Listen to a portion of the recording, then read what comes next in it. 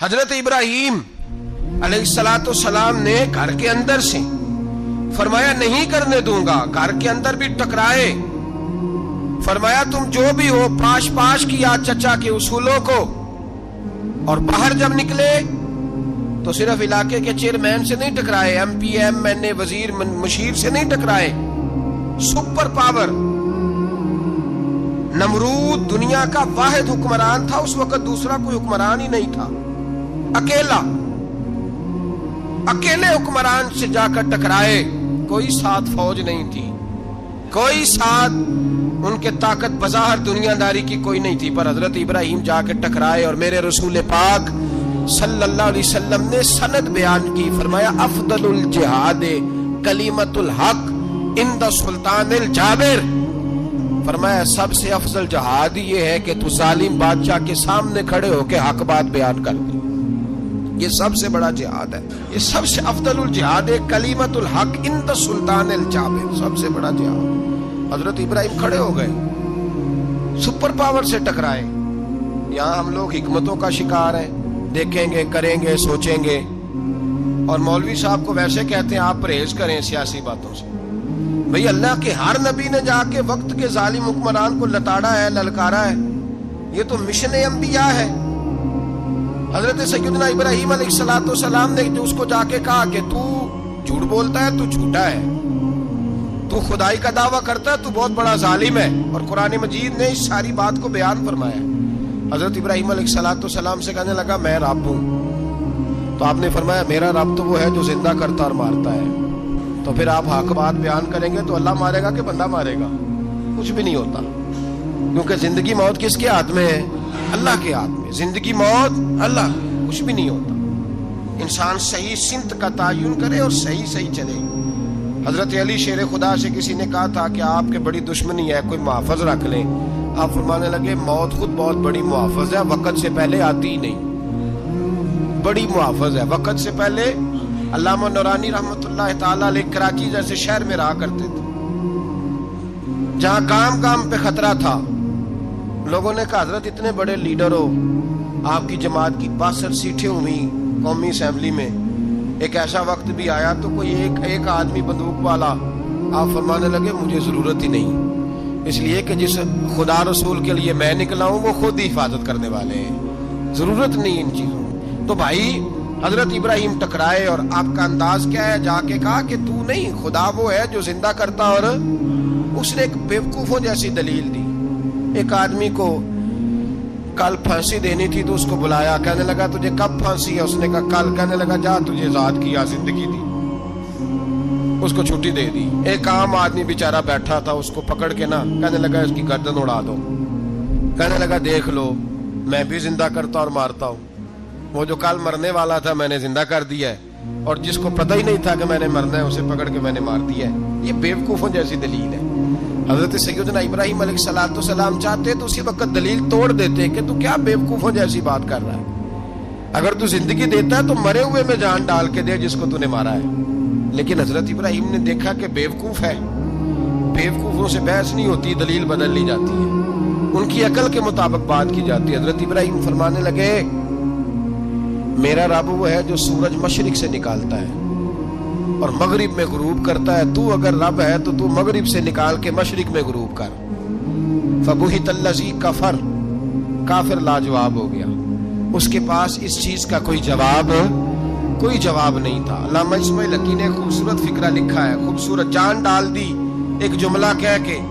حضرت سیدنا علامہ اسماعیل حقی رحمۃ اللہ علیہ فرمانے لگے چونکہ نمرود بیوقوفوں جیسی باتیں کر رہا تھا، اگر وہ یہ کہہ دیتا نا کہ میں سورج کو نکالتا ہوں مشرق سے،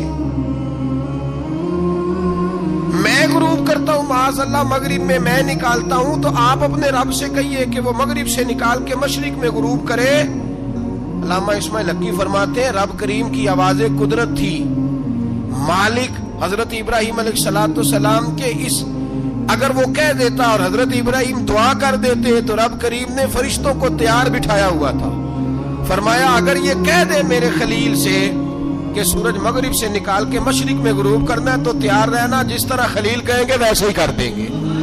واتخذ اللہ ابراہیم خلیلا، ابراہیم ہمارا دوست جو ہوا، جیسے کہے گا ویسے کر دیں گے۔ حضرت سیدنا ابراہیم علیہ السلام کی باتوں کا جب جواب نہ دے سکا، دلیل نہیں بندہ دیتا، پھر لڑائی کرتا ہے، پھر جھوٹے موٹے اعتراض کرتا ہے۔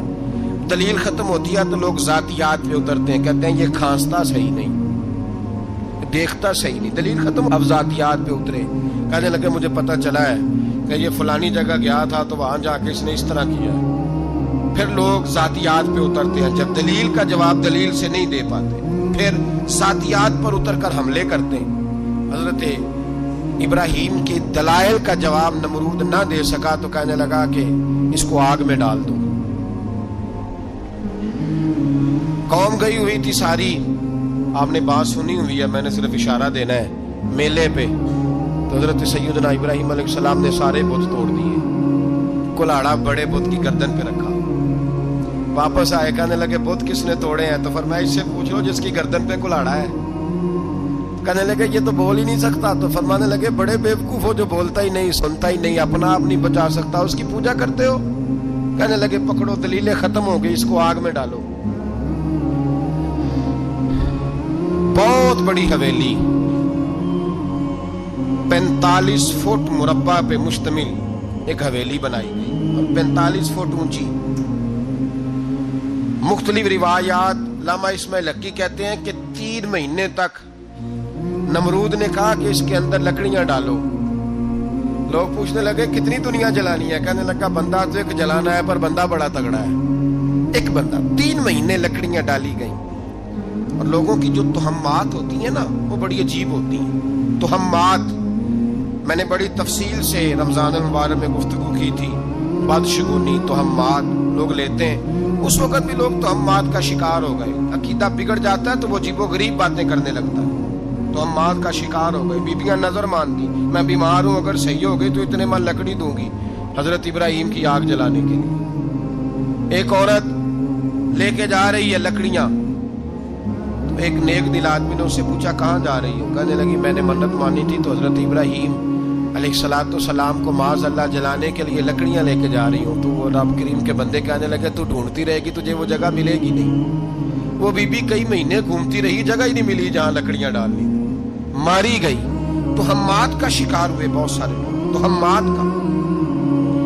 بھائی تہمات دین کے اندر منع ہے، تہمات دین میں کوئی نظر ماننا، کوئی کسی بزرگ کے مزار پہ جا کے سالے ثواب کے لیے کوئی چیز ماننا، یہ تو درست ہوا، لیکن غیر شرعی نظریں مان لینا کہ میں آگ کے گرد چکر لگاؤں گا، میں جناب وہاں جا کے یہ والا تماشا کروں گا، میں دھاگا باندھوں گا، میں رسا کاٹوں گا، میں وہاں گندے ہو سے پانی پیوں گا، ان کی شریعت اجازت، یہ تہمات ہیں، بدشگونی ہے، دین میں ان کی کوئی گنجائش۔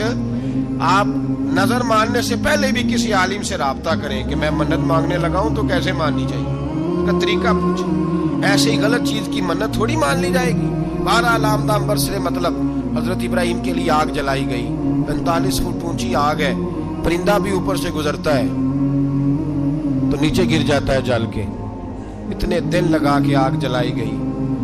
اب حضرت ابراہیم کو جلایا جانے لگا ہے۔ یہاں تو موجیں ہیں نا، جو کسی ادارے کا سربراہ ہے اس کے لیے موج ہے، کسی جگہ آفیسر بن گیا تو موج ہے، پیر صاحب کے لیے موج ہے، علامہ صاحب کے لیے موج ہے، خطیب صاحب کے لیے موج ہے۔ جلنا کس کو پڑتا ہے؟ حال ہی کوئی نہیں رہا الا ماشاءاللہ، وہ لوگ گزر گئے جو تکلیفیں سہ کے کام کرتے تھے، گزر گیا زمانہ۔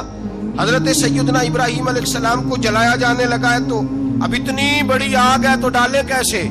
شیطان نے تجویز دی کہ منجنیق بناؤ، منجنیق، بڑے بڑے بانس باندھ کے ان کے نیچے رسا باندھو، وہ جس طرح جھولنے کے لیے جھولا بنایا جاتا ہے اس طرح ایک منجنیق پرانے زمانے میں اس میں پتھر رکھ کے پھینکے جاتے تھے دشمنوں پہ، وہ منجنیق بنائی گئی کہ دور سے حضرت ابراہیم کو پھینکیں گے، ہاتھ حضرت ابراہیم کے باندھ دیے، پاؤں مبارک باندھ دیے، پوری زمین پہ ایک نام لینے والا خدا کا، اور اس کو آج رسیوں میں جکڑا ہوا ہے۔ جب پھینکا جانے لگا نا آگ میں، حوریں رونے لگی، فرشتے تڑپنے لگے، اے اللہ یہ کیا ہونے لگا ہے؟ ایک تیرا خلیل اور وہ بھی آگ میں۔ فرمایا جاؤ جا کے اس سے کہو اگر تمہاری مدد لیتا ہے تو اسے بچاؤ۔ ہوا کا فرشتہ آیا، کہا ابراہیم اگر تو کہے، او بھائی ان چیزوں کو کہانی سمجھ کے نہ سنا کریں، یہ داستان نہیں، یہ وہ طریقے ہیں جو ہمارے رسول نے ہمیں اپنانے کا حکم ارشاد فرمایا ہے، جو عقیدے، یہ وہ نظریات ہیں جو ہمیں اوڑھنے کو کہا گیا، اپنے رب کریم کی رضا پہ راضی رہنے کے یہ وہ خوبصورت مواقع ہیں صوفیاء نے جن کو بنا کر سمجھا کر ہم تک پہنچایا ہے۔ یہ ہے اہل طریقت کی باتیں، وہ کہتے ہیں یار جس حال میں رکھے راضی رہنا ہے۔ حضرت ابراہیم علیہ السلام کو پھینکا جا رہا ہے، فرشتہ آیا، اے اللہ کے خلیل اگر حکم دو تو اتنی ہوا چلاؤں کہ نمرودی جل جائیں سارے، آگ ان پہ پھینک دی جائے۔ آپ نے فرمایا تو جا، تجھ سے مجھے کوئی کام نہیں۔ تھوڑی دیر کے بعد پانی کا فرشتہ آیا، کہا حضور اتنی بارش برساؤں گا کہ آگ بجھ جائے گی۔ فرمایا تو جا، تجھ سے کوئی کام نہیں۔ اب جب منجنیق میں رکھ دیے گئے، آگ میں جانے کا لمحہ ہے، تیاری ہے، حضرت جبریل امین حاضر خدمت ہوئے۔ کہا ابراہیم کوئی حاجت؟ فرمایا تجھ سے کوئی نہیں۔ کہا چلو مجھ سے نہیں تو رب کریم سے ہی بات کر لو، مجھے پتا ہے میں چھوٹا ہوں، آپ مجھ سے مدد کیوں لوگے، رب کریم سے ہی بات کر لیں۔ تو حضرت ابراہیم کہنے لگے جبریل یہ بتا، رب کو نہیں پتا اس کا خلیل کس حال میں ہے، اسے نہیں پتا میں کس حال میں ہوں، میرے ہاتھ بندھے ہیں، پیر بندھے ہیں آگ میں، اسے نہیں پتا۔ بتایا تو اسے جاتا ہے جسے خبر نہ ہو، تو اگر اسے پتا ہے تو اگر وہ جلانے پہ راضی ہے تو میں بھی جلنے کو تیار ہوں، میں تیار ہوں۔ اسے کہو ٹھیک ہے۔ حضرت سیدنا ابراہیم علیہ السلام کو منجنیق میں ڈال کے جو پھینکا آگ میں، یا نار کونی بردم و سلامن علی ابراہیم، اللہ نے فرمایا اے آگ میرے ابراہیم پہ ٹھنڈی بھی ہو جا اور سلامتی والی بھی ہو جا۔ حضرت ابراہیم کو دو فرشتوں نے بٹھا دیا زمین پہ، پھول کھلے ہیں، کونپلیں مہک رہی ہیں، کلیاں خوشبو دے رہی ہیں۔ حضرت ابراہیم نے سر سجدے میں رکھ دیا، سبحان اللہ والحمد للہ ولا الہ الا اللہ واللہ اکبر۔